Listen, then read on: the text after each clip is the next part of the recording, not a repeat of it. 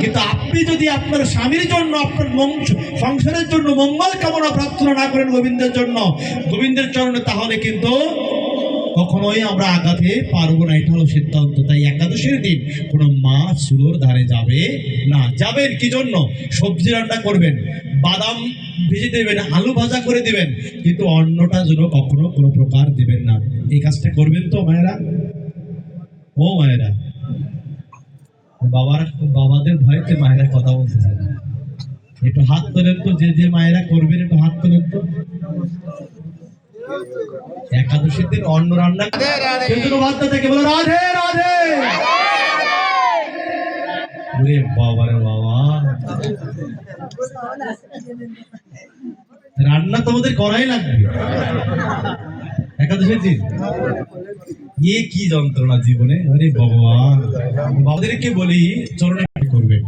আমি আপনাদেরকে অনুরোধ রেখে যাই, আমি মায়েদেরকে অনুরোধ রাখছি, আমি মায়েদের কাছে অনুরোধ করি, আগামী একাদশীটা মা বাবা সন্তানদেরকে নিয়ে আগামী একাদশীটা করবেন। সোমবারের দিন, পারণের দিন সকালবেলায় ভোরবেলায় উঠে যারা যারা একাদশী করবেন তাদের কাছ থেকে 1 পা করে চাউল নেবেন। প্রথমে সর্বক্ষণ তার আশেপাশে থাকবে, সর্বক্ষণ তার আশেপাশে থাকবে। কোনো না কোনো দিন, কোনো শাস্ত্রকর, কোনো ভগবত কীর্তনিয়া, কোনো আচার্য যদি কোনো দিন তার মুখের কথা, তার হৃদয়ের কথা ব্যক্ত করার পরে যদি কোনো জীব, কোনো মনুষ্য জাতি একাদশী ব্রত করে, এই একটা একাদশী ব্রত দিয়েই আমি তোমাকে তাকে উদ্ধার করে দেব। তুমি একাদশী তার মধ্যে প্রবেশ করবে, পঞ্চশস্য বর্জন করে এমনভাবে তুমি ব্রত করাবে যেন জীবনে কেউ এরকম ব্রত করেন নাই। তার সাক্ষাৎ প্রমাণ হলো ভীম। আছে কিনা? কোনোদিন একাদশী করেন নাই। যারা যারা ভয়তে হাত তোলা বন্ধ করতেছে না, আমি মহাপ্রভু কালাচাঁদের চরণে এমন প্রার্থনা করি, ভগবান এরাই যেন একাদশী ব্রত করার জন্য আগে অগ্রসর হয়। প্রেমছে বলো।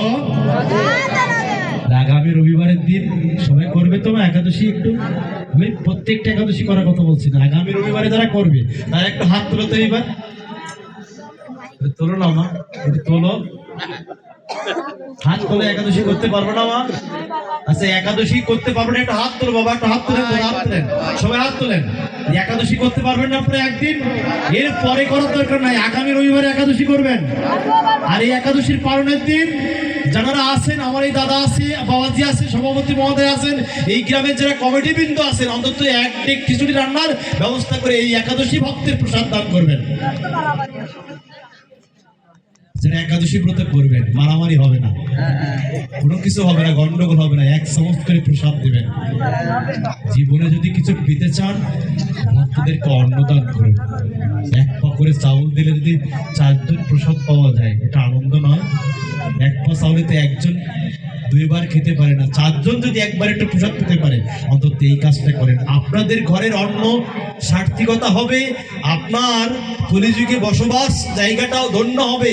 আপনি পরিবারে একাদশী ব্রত করছেন আর 5 জনকে করাচ্ছেন, এটা হলো আপনার জীবন সার্থক। আর আমি আবারও বলছি, একাদশীর দিন অন্ন কাউকে ভোজন করাবেন না, নিজেও করবেন না।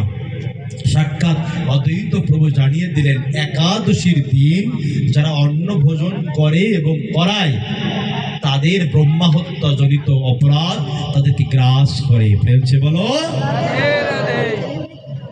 তকমা কর্ম ফলং সহ নিত্য তৃপ্ত নিরাশ্রয়।